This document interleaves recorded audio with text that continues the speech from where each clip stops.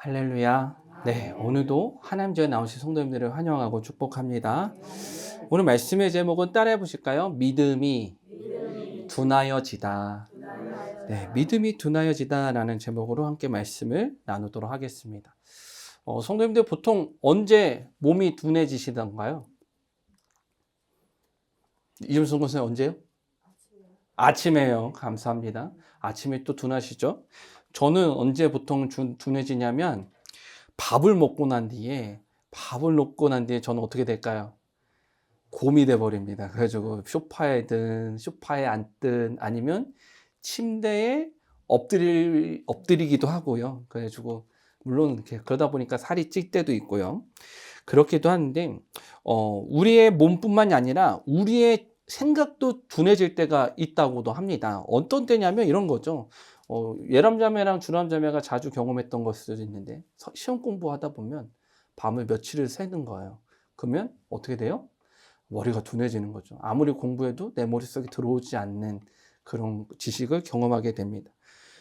또 이런 것도 있는 것 같아요. 우리의 삶이 너무 바쁘다 보면, 너무 생각할 것이 많다 보면 어떤 것들이 생각이 들어오지 않게 되는 것이죠. 신앙도 마찬가지입니다. 신앙이 둔해질 때가 있어요. 그래서 오늘 그것을 좀 함께 나눠보고자 하는데, 오늘 저와 성도님들이 읽은 오늘 마태복음 14장 22절부터 33절까지의 말씀은 오병이어의 기적 다음에 있는 이야기입니다. 그러니까 예수님께서 보리떡 5개와 물고기 2마리로 5,000명을 먹이신 후에 기록되어 있는 장면이에요. 예수님께서 5,000명을 먹이십니다. 남자만 5,000명. 학자들은 아마 2만 명 정도 되지 않겠냐라고 얘기를 하지만 5,000명을 먹이시고 난 뒤에 예수님께서 어떻게 하냐면 제자들에게 말씀하세요. 먼저 제자들에게 어떻게 하냐? 너희들 배를 타고 먼저 건너가라 라고 이야기를 하십니다. 그리고 예수님은 제자들과 그리고 무리들을 떠나보내신 뒤에 예수님께서 홀로 어디로 올라가시냐면 기도하러 산에 올라가시는 것이죠. 예수님께서 아마도 그 5,000명을 먹이시는 그 사건을 통해서 수많은 이들이 예수님의 그 하나님의 아들 되신가, 하나님의 놀라우신 역사를 발견하게 되었을 것이고, 예수님은 그런 역사를 마무리하는 것으로 어떻게 하셨냐? 예수님 혼자서 하나님께 기도했다라는 것을 저희가 볼 수 있습니다. 근데 저희가 주목해야 될 것은 무엇이냐면 예수님께서 제자들에게 어떻게 말씀하시냐면 너희가 먼저 건너편으로 배를 타고 넘어가라 라고 말씀을 하셨다라는 사실이에요. 아주 급하게 성경은 예수님께서 제자들에게 그 사역이 끝나자마자 아주 급하게 떠나 보내십니다. 아마 성경은 학자들은 이렇게 얘기해요. 뭐냐면 예수님께서 5,000명을 먹이신 사건은 어땠을까요? 아주 충격적인 사건이었을 거예요. 왜냐하면 물고기 2마리와 보리떡 5개가 끊임없이 거기서 이렇게 바구니에서 넘쳐나는 역사를 봤을 때 눈이 희둥그레졌을 것이고 예수님의 그 사역을 본 제자들의 어깨는 어땠을까요? 으쓱으쓱한 거죠. 왜냐하면 내가 따르는 예수님이 이런 걸 한단 말이야? 라는 그런 생각으로 나아갔을 것이고, 나아가서 어떻게 되느냐? 야, 예수님과 함께 했으면 뭐든지 못할 거 없을 거야. 라는 그런 아주 자신감이 생겼을 거예요. 그런 자신감이 가하다 보면 어떻게 되느냐? 그 예수님의 능력이 누구의 능력처럼 느껴져요? 나의 능력처럼 느껴질 수도 있는 거죠. 예수님께서는 그런 제자들을 경계하셨던 것 같아요. 제자들을 경계한 것이 아니라 제자들이 그런 마음에 빠지는 것을 경계하셨던 것 같아요. 그래서 어떻게 하시냐? 빨리 넘어가라. 빨리 배를 타고 건너가라. 라고 말씀을 하십니다. 그래서요, 제자들은요, 너무 신난 거예요. 뭐가 신났을까요? 야, 우리가 따르는 예수님이 이런 능력이 있어? 야, 또 어떤 능력이 있으실까? 어떤 사역을 하실까? 하면서 막 그런 생각하다가, 야, 우리가 예수님을 따르면서 살다 보면 아주 행복할 거야. 우리가 아주 이스라엘에서 예수님 왕이 되시면 우리가 한 자리 차지하겠지? 막 그런 생각들을 하면서 이야기를 하면서 배를 타고 넘어갔을 것 같아요. 근데 예수님께서는 어떻게 하냐면 그 생각들을 좀 갈무리하면서 수많은 사람들, 그러니까 그 역사를 경험한 사람들이 막 함께 모여 있어서 그 제자들과 함께 있으면 제자들이 아마 그런 교만에 빠졌을지도 모르겠지만 예수님은 그런 제자들을 보내면서 그런 교만에 최대한 빠지지 않게 하셨던 것 같아요. 그래서 예수님께서 얼마나 기도하셨느냐, 성경에는 뭐라고 되어 있어요? 따라해 보실까요? 밤새 기도하셨다라고 되어 있습니다. 마태복음 14장 23절 25절 말씀 저같이 한번 읽어볼게요. 읽어보도록 하겠습니다. 시작. 무리를 보내신 후에 기도하러 따로 산에 올라가시니라. 저물매 거기 혼자 계시더니 배가 이미 육지에서 술이나 떠나서 바람이 거스름으로 물결로 말미암아 고난을 당하더라. 밤 사경에 예수께서 바다 위로 걸어서 제자들에게 오시니. 아멘. 예수님께서 밤 사경에 오셨다라고 되어 있습니다. 옛날에는 로마 사람들이 밤을 네 부분으로 나눴어요. 그렇죠? 1경, 2경, 3경, 4경. 거의 새벽까지 기도하셨다라는 것을 알 수가 있습니다. 무슨 말이에요? 예수님께서 그런 5천 명을 모시기시고 난 뒤에 새벽까지 밤새서 기도하셨다라는 그런 간절한 예수님의 모습을 보게 되는 것이죠. 근데 무엇을 위해서 그렇게 예수님께서 기도하셨을까요? 예수님께서 무엇을 위해서 그렇게 기도하셨을까? 물론 정말 다양한 것들을 놓고 기도하셨겠죠. 근데 성경은 우리에게 한 가지를 보여줍니다. 무엇이냐면 이때 당시에 예수님의 제자들은 무엇을 하고 있었냐라는 거예요. 예수님께서 기도하시는 동안에 제자들은 무엇을 하고 있었냐? 따라해 보실까요? 바람과 파도와 싸우고 있었다. 네. 바람과 파도와 싸우고 있었다라는 거예요. 제자들이요, 예수님은 저 산에서 기도하시는데, 예수님 먼저 가려서 강 건너가시는데, 제자들이 그 호수를 건너가는 동안 어떤 일이냐, 바람과 바다가 일어서 아주 큰 풍랑에 휩쓸리게 되는 것이죠. 제가 지난번에 성도님들께 설교를 한번 하면서 갈릴리 바다 호수에 그 바람을 보여드리는 것을 제가 못 보여드렸죠? 저만 봤어요. 그래서 나무들이요, 아주 이렇게 흔들려요. 아주 정말 그 밤이 되면 그 복사열과 이렇게 뭐랬지? 이렇게 산들 가운데 있다 보니까 그 바람들이 아주 위에서 아래로 꽂는 그런 바람이라고 합니다. 아주 심각한 것이죠. 근데 그 아주 뛰어난 어부들이었던 제자들조차도 그것을 대처할 수 없을 정도로 바람이 심했다라고 말씀을 드렸습니다. 파도와 싸우면서 고난을 겪고 있었던 것이죠. 아무리 제자들이었지만, 아무리 어부였던 제자들이었지만 이 바람과 풍랑에 힘들어하게 됩니다. 그러면서 이런 생각이 들었을 것 같아요. 얼마나 두려웠을까? 그리고 얼마나 힘들었을까? 나아가서 이런 생각도 하지 않았을까요? 왜 예수님이 우리만 빼놓고 예수님은 기도하시고 우리만 보내셨지? 라는 생각. 그런 생각 하지 않을까요? 이런 거죠. 왜 예수님은 우리랑 같이 다니시면서 왜 이때는 나와 같이 하지 않으시지? 라는 생각을 해볼 만하다는 것이죠. 이렇게 성도님께 질문을 바꿔서 드려볼 수 있을 것 같아요. 뭐냐면 예수님께서는 왜 제자들을 고난 속에 남겨두셨을까입니다. 우리는요, 고난 속에 많은 이런 질문을 던질 때가 많아요. 뭐냐면 이거예요. 왜 예수님은 나를 도와주지 않으시지? 라는 질문이에요. 성도님들 그런 질문 해보신 적 없으십니까? 사실 저희가 신앙생활 하면서 우리가 어려운 문제가 찾아올 때마다 항상 하는 질문은 이런 거예요. 왜 주님은 나를 도와주시지 않으시나? 라는 그런 질문입니다. 근데 로마서 5장 3절 4절에는 이렇게 되어 있어요. 읽어볼게요. 시작. 다만 이뿐 아니라 우리가 환난 중에도 즐거워하나니 이는 환난은 인내를, 인내는 연단을, 연단은 소망을 이루는 줄 알미로다. 아멘. 성경은요, 우리에게 고난에 대한 이유를 분명히 이야기합니다. 뭐예요? 우리가 환난 중에도 즐거워할 수 있다라고. 왜? 소망을 이루기 때문이. 그렇죠. 고난은 우리에게 인내와 연단을 통해서 소망을 주시기 위한 하나님의 도구다라는 것을 로마서는 분명하게 이야기합니다. 그러면 저희가 예수님의 제자들을 살펴보시죠. 그 바다 한가운데서 풍랑과 바람을 해서 고난을 받고 있는 제자들을 곧바로 돕지 않는 이유는 간단합니다. 고난 속에서 예수님을 향한 믿음을 더 깊게 배우고 경험하기 위함이 아니었을까요? 그래서 우리는 제자들처럼 그런 예수님의 배움을 기억해야 합니다. 그러면 오늘 말씀을 좀 더 들어가서 오늘 말씀을 보면 아주 특별한 단어가 나옵니다. 뭐냐면 따라해 보실까요? 즉시. 즉시라는 단어예요. 오늘 말씀을 보면 즉시라는 단어가 3번 나옵니다. 제자들을 떠나보내실 때 즉시 떠나보내셨고, 그리고 예수님께서 즉시 행동하셨고, 그리고 놀라운 건 뭐냐면 성경에 보면 제자들이 예수님을 유령이라고 생각할 때도 어떻게 해요? 그 즉시 예수님을 나타내시게 됩니다. 그리고요, 베드로가 물에 빠졌을 때 예수님께서 어떻게 하셨을까요? 에휴, 꼴 좋다. 당연하지. 네 믿음이 그러니까 그런 꼴을 당하는 거야 라고 하지 않았어요. 베드로가 물에 빠져서 손을 허우적거릴 수 있을 때 예수님께서 어떻게 하세요? 바로 손을 내밀어 주시는 것이죠. 예수님께서는 제자들을 구할 때는 그 즉시 하십니다. 근데 왜 제자들이 고난 중일 때는 왜 달려가지 않느냐는 거예요.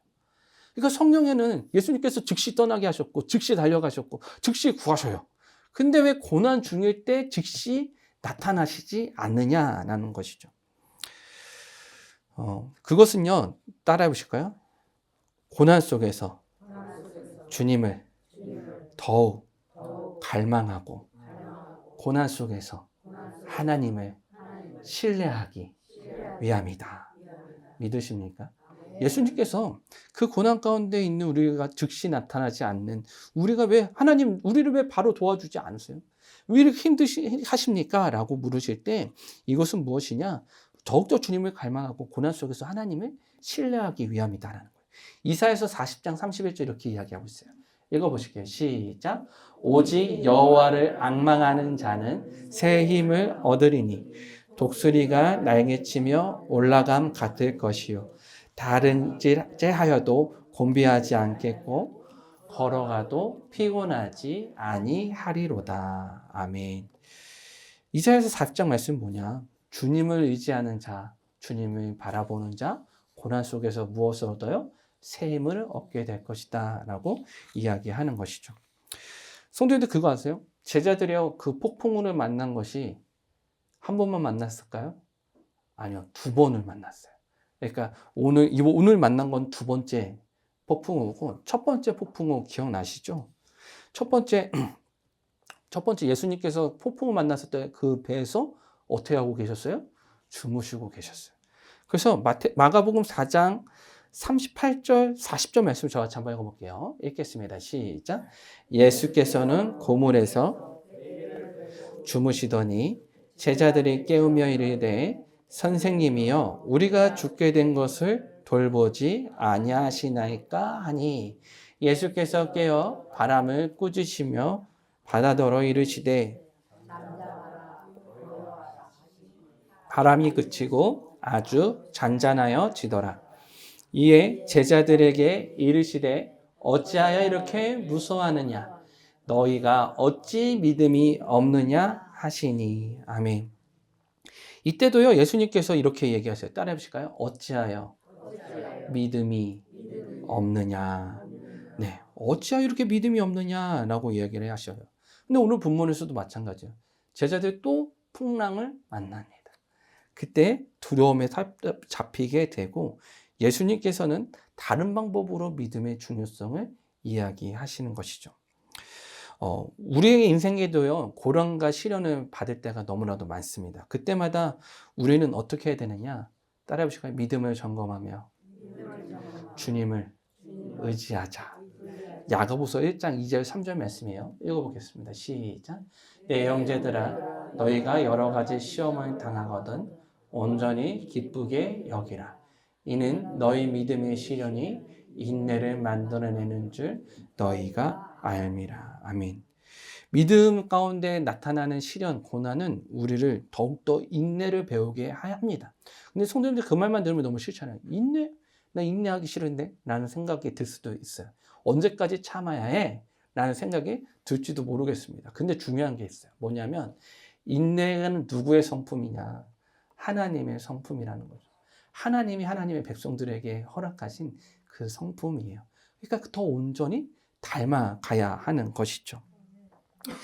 그래서요, 새벽 3시에서 6시 사이 그 밤 사경에 무슨 일이 생기게 되냐면 예수님께서 그런 제자들의 두려워하는 그런 울부짖음에 응답하시고 제자들 가운데 나타나십니다. 그리고 그런 풍랑을 잠잠하게 하시기 전에 무슨 일이 나타나냐면 베드로가 이렇게 얘기를 해요.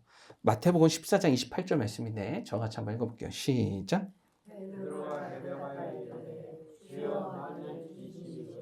나를 명하사 무리로 돌아오겠어. 아멘. 뭐냐면 예수님의 모습을 본 거예요. 그런 걸어오시는 예수님의 모습을 보니까 베드로가 아무튼 제정신은 아닌 것 같아요. 그런 거 저도 예수님처럼 걸어보고 싶습니다. 이렇게 얘기하는 죽을 뻔했던 사람이 제정신이 아닌 거죠. 아무튼 하나님께서 어떻게 얘기하시냐? 그래, 한번 걸어와봐라 라고 얘기를 하시는 거죠. 베드로가 믿음으로 무리를 걷기 시작합니다. 성경은 뭐냐면 걷자마자 물에 빠졌다고 얘기하지 않아요. 진짜로 베드로도 무리를 걸어갔던 것 같아요. 그리고 그러다가 걸어가다가 무엇을 두려워서 빠지게 돼요? 따라해 보실까요? 파도. 네, 파도. 그 파도라는 그 두려움을 보면서 빠지게 됩니다. 그러면서 예수님께서 이렇게 얘기해요. 믿음이 적은 자요. 왜 의심했느냐? 라고 이야기를 합니다. 중요한 건 베드로의 믿음이 우리와 같다는 거예요. 베드로의 믿음 그리고 우리의 연약함 참 닮아 있습니다. 베드로는 잠깐이나마 믿음으로 무리를 걸었습니다. 왠 줄 아세요? 오병이어의 기적, 예수님의 놀라운 역사를 본 거예요. 그러니까 그때는 아주 믿음이 충만한 거죠. 우리가 믿는 예수님이 이런 예수님이구나. 나는 그런 아주 굳건한 믿음을 가지고 나아갑니다. 그러다 보니까 어찌어졌지 풍랑 가운데 무리를 걷는 은혜가 임하게 돼요. 마치 예수님처럼 말이죠. 근데 우리는 예수님과 다른 게 있어요. 무엇이냐? 풍랑과 거친 바람이 찾아올 때 무엇을 느끼냐? 따라해 보실까요? 두려움을 느끼게 되어 있어요. 인간이라면. 그래서 베드로도 마찬가지입니다. 그 환경에 대한 두려움, 그 잠깐이라도 믿음으로 무리를 잠깐 걸었지만 환경에 대한 두려움이 베드로를 물에 잠기게 만든 것이죠. 그렇게 됐을 때 어떻게 되느냐? 두려움이 찾아올 때 우리는 예수님을 바라보는 신앙을 놓치게 됩니다. 그래서 마가복음 6장 52절에 이렇게 되어 있어요. 제자들이 믿음을 잃은 이유에 대해서 이렇게 얘기합니다. 저와 같이 한번 읽어볼게요. 시작. 이는 그들이 그 떡 떼시던 일을 깨닫지 못하고 도리어 그 마음이 어떻게 둔하여졌음이라. 아멘. 분명히 이야기합니다. 뭐냐면 왜 믿음을 잃어버리게 됐느냐? 따라해 주실까요? 마음이 둔하여졌다. 마음이 둔하여졌다는 거예요. 성경은 분명히 이렇게 얘기해요. 오병이어의 기적 역사를 경험했던 충만한 은혜를 얘기하는데 그 바로 나타난 뒤 모습은 무엇이냐? 풍랑이 일고 바람이 일니까 고난이 찾아오니까 마음이 둔해지게 되는 것입니다. 은혜를 경험할 때는 마음이 충만해졌지만 그 충만함이 유지되지 않으면 마음이 둔화되고 어떻게 돼요? 믿음도 경직되어 버리는 것이죠. 우리 신앙에서도 마음이 둔해지는 경험들을 해보셨을지도 모르겠습니다. 기적과 같은 경험들이 가운데 나타나죠.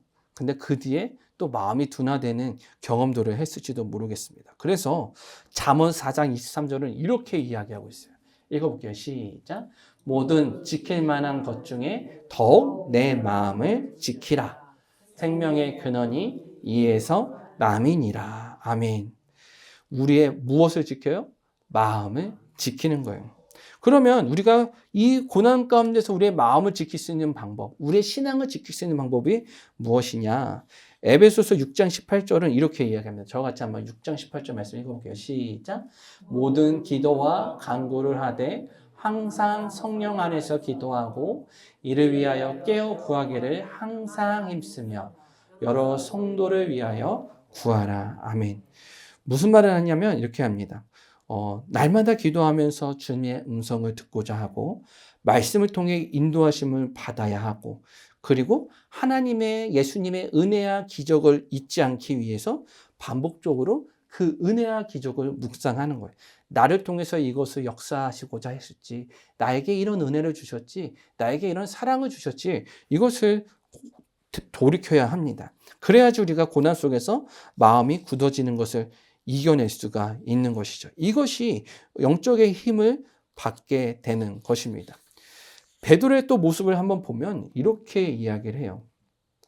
베드로가요, 물에 빠졌을 때 어떻게 했을까요? 아이고, 아이고, 나 죽네, 라고 끝냈을까요? 아니요. 누구에게 도움을 구했을까요? 예수님. 바로 눈앞에 있는 예수님께 도움을 구하는 것이죠.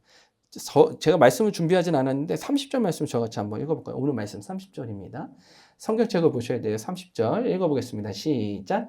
바람을 보고 무서워 빠져가는지라 소리질러 이를 때 주여 나를 구원하소서 하니. 아멘. 어떻게 해요? 고난 가운데 있을 때 어떻게 외치셔요? 주여 나를 구원하소서. 빠져갈 때 외치는 거죠. 저희가 이제 수요일마다 사사기 말씀을 보잖아요. 성도님들, 너무나도 단순한 원리가 하나 있어요. 성경에 제가 그런 설교를 했던 적이 있는데, 성경에는 아주 원리가 단순한 것들이 하나 있습니다. 예를 들어서 이런 거예요. 아브라함과 이삭과 야곱에게 주셨던 하나님의 민족에 대한 꿈. 내 백성, 너의 민족이 땅의 티끌같이 하늘의 별들과 같이 모래와 같이 바다의 모래와 같이 그렇게 강성하게 하리라. 이 말씀은 계속 약속이 주어지는 거예요. 그러면 뭐예요? 그 약속을 믿는 자들 그렇게 받아요. 오늘 말씀도 마찬가지. 사사기에 보면 이거예요. 이스라엘이 범죄합니다. 하나님 앞에 고난을 당해요. 시험을 당해요. 그럴 때마다 어떻게 해요? 하나님께 부르짖어요. 부르짖으니까 하나님께서 매번 속는 그런 경험이지만 어떻게 해요? 이스라엘 백성들 가운데 나타나신다라는 것이죠. 우리가 고난을 당할 때 우리가 해야 되는 거 있어요. 예수님께 외치는 거예요. 주여 나를 구원하여 주시옵소서. 이렇게 외칠 수 있는 저와 우리 성도님들 되시길 바랍니다. 그렇게 외칠 때 예수님께서는 베드로 향해서 아유 이 믿음이 적은 자여 나를 왜 의심하였느냐라고 책망하시기도 하지만 그와 동시에 어떻게 하세요? 손을 내밀어 주신다는 거예요. 하나님께서 예수님께서 손을 내밀어 주시고 우리를 구원의 자리로 나아가게 하신다는 것입니다. 그래서 우리가 주님과 동행하는 것이 너무나도 중요해요. 그런 고난 속에서도 다른 것을 부르짖기보다는 무엇을? 예수님께 부르짖게 하기 위해서 참 중요한 것이죠. 고린도후서 4장 17절 이렇게 이야기하고 있어요. 읽어보겠습니다. 시작. 우리가